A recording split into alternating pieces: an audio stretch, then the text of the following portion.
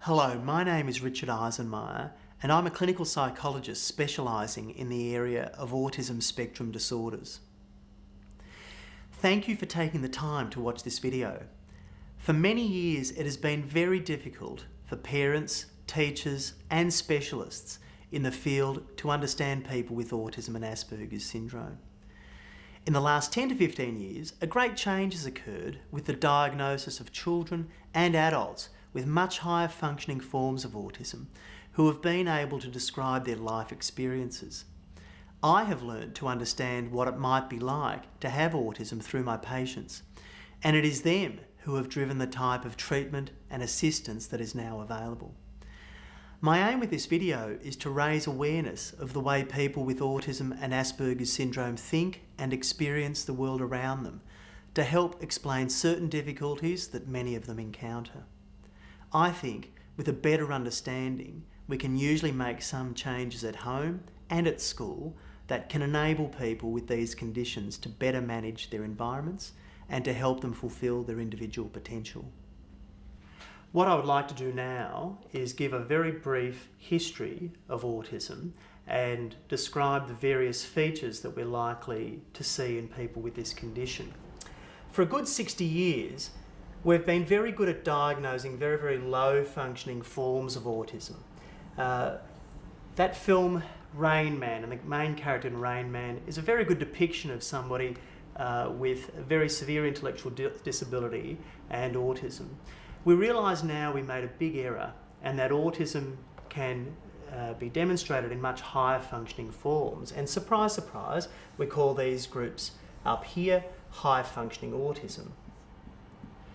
The problem with that term is that if you diagnose perhaps an adult who is very successful, is married, has children and has a very good business, and you say, listen, I think you have high functioning autism. They hear that word autism, it has a lot of the baggage of the last 60 years, and they may say, hey, I'm not like Rain Man.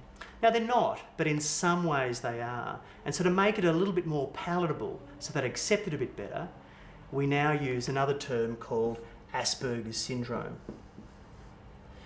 What links the very able people up this end of the spectrum to very low functioning characters down this end of the spectrum are problems in three main parts of their functioning. Everybody on the spectrum will have problems with their social skills and understanding. They will all have certain types of problems with their communication skills. And they will all have problems with their imagination, and when they're younger, their play skills.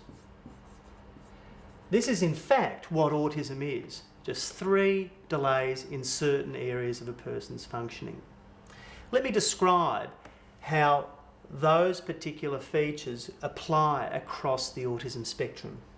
The very severe group of autism is what we call the aloof group. These individuals have significant deficits in these three domains. The aloof group, socially, they're very cut off in their own world. Parents will say, I go to give him a hug. He doesn't even understand what that social action means. He thinks he may be getting hit. So he has no understanding of what a social act means, and he is very aloof and cut off in his own little bubble. Communication-wise, this group often aren't talking. If they do talk, they tend to use the same words over and over again, and we call that echolalia. They are echoing language. Imagination, these children as youngsters often have no idea how to play with toys and objects in an appropriate way. Typically, if they come for a diagnostic assessment, we will give them cars, trucks and trains. They'll often spin the wheels in front of their eyes or smash them against a wall to hear what noise it makes. They have no ideas in their head of actually how to play. And in fact, in early intervention programs, we need to teach some of these children how to use toys and objects in an appropriate way. The middle group is what we call the passive group. And some might say that this is the easiest group to look after. Socially, these children are not so cut off typically. In kindergarten and early primary school, they may be interested in what people might be doing, but not very good at engaging with them. So typically we'll see these children playing in parallel to other children, they'll be watching other children, but not sure how to join in. If a teacher said, come on, let's play with Johnny over there, they'll happily join in. They're very placid, passive children typically, but they'll often need a bit of support to keep that interaction going.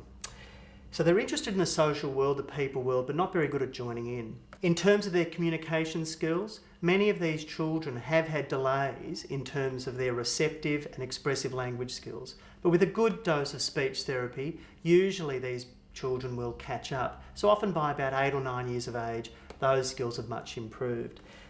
This group's main communication difficulty is in the area of conversation or pragmatic language skills. So the social use of language, chit-chat, small talk, will often be very hard for this group to do. Sometimes these children will talk at you, not really with you, in one of their obsessive interest areas. So if they're interested in computer games or football scores, sometimes you get a lot of conversation, but often that will be very one-sided. But in the main, they typically come across as very quiet, shy children. In terms of their imagination skills, these children have an ability to play with toys and objects, usually in a fairly normal way. But what we'll typically see them doing is copying what they've seen from life or TV and videos. There is not a lot of creativity typically in their play. They are very good at copying, and we call that reality play. They're copying what they've seen.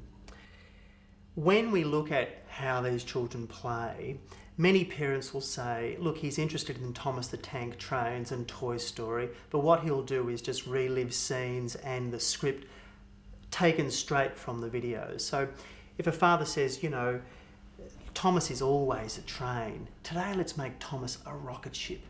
Many of these children will just look at their parents and say, Daddy, you are stupid. Clearly, Thomas is a train, you don't know how to play. So we'll see some inflexibility there in terms of their creative thinking. How that impacts them later on in primary school and certainly in high school often is in terms of their creative writing. Many of these children will plagiarise a lot from videos and computer games and perhaps books that they might have read. And teachers will often say, look, this child has terrific reading skills. She's my best speller, my best reader. She's read half of the library. We talk about books constantly. But if I read one more version of Harry Potter, where all she's done is change the name of the magic school and the name of the characters, but essentially the story is about a child with special powers that goes off to a magic school, she just can't seem to think of other things to write about. That will often affect their ability to do that type of work at school. Some of these children, in fact, need to be seeded with ideas because they don't have genuine ideas themselves. How this may affect them later on in high school, of course, is in a subject like English. And it can be very disheartening to a child with this condition who prides him or herself in their ability to read and spell and write, yet may see their marks in English declining over time. Of course, in the final years of high school, you need to have a good imagination to do all of that interpretive subtext analysis, imagining what was in the author's mind when they were writing something, what was the author's intention, what were the characters' motivations. All that subtext analysis can be very difficult for this group to do. As we go up the spectrum further, we'll then encounter the most likely presentation of Asperger's syndrome that we see, and we call this group active but odd. It sounds terrible, but it kind of describes them fairly well. Socially, these kids are very keen on interaction. They want to have friends. They want to have conversations, but they talk at you, not really with you, particularly about their obsessive interest areas. They can be quite creative, but we'll typically see their imagination being played out in terms of construction. These are the Meccano boys from our day. They love Lego and Connects and magnetics. Some of them are very good at computer games. The kids in this area can be good at art, and when you have a look at their artwork, sometimes they'll do very highly detailed work, but often borrowed from their obsessive interest areas. Where their imagination plays out in the playground we will often see a lot of disputes and fights in the yard because they'll be very good at thinking ideas of how to play a certain game, but it is my way or the highway typically. They'll want things to go their way. And usually by about grade 3, grade 4, I think most of my patients have lost friendships in their peer level and are playing sometimes very well with younger children, or sometimes indeed with older children, but same age children they will tend to struggle with because of their desire for them to be the boss. And so they'll come across as very stubborn, difficult, and sometimes even annoying children. They'll have terrific ideas of how to play, but not very good at two-way imaginative play. And we'll also see the same problem inside, perhaps when they're doing group work, and they won't often be very good at taking on board other people's ideas. They're not able to imagine how their good ideas could affect the output of the group. So as you can see, we have 3 domains of impairment that can vary wildly across the spectrum. What underpins the spectrum is IQ. So the brighter you are, the more likely you are to have these higher functioning forms of autism. Now, I do know of very, very bright people, in fact genius IQ individuals that homeschool, are very aloof, cut off in their own world. I know individuals that run internet businesses who have very little contact with people.